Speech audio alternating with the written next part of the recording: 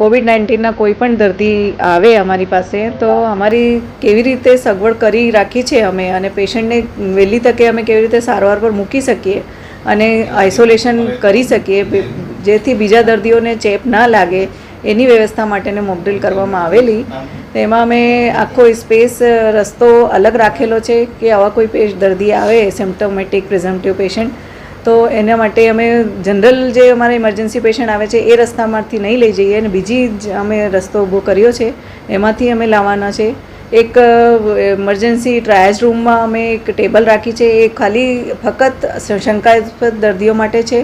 પછી ત્યાં અમે પ્રાઇમરી ટ્રાયજિંગ કરીને એને કે લાગે કે શંકાસ્પદ કેસ છે તો ડાયરેક્ટ આઇસોલેશન વોર્ડમાં મૂકીશું. ત્યાં અમારા ફિઝિશિયન, એનેસ્થેટિસ્ટ ને ટીમ બાકી સ્ટાફ નર્સ સાથે રહેશે.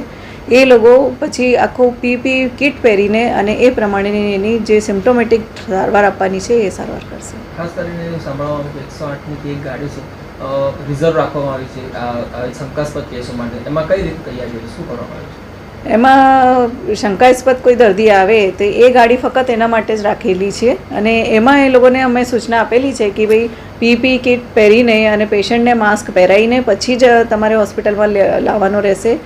પ્લસ પેશન્ટને જ્યારે શિફ્ટ કર્યા પછી ગાડીને ધોવડાવવાનું અને એન્ટિસેપ્ટિકથી સાફ કરવાનું રહેશે.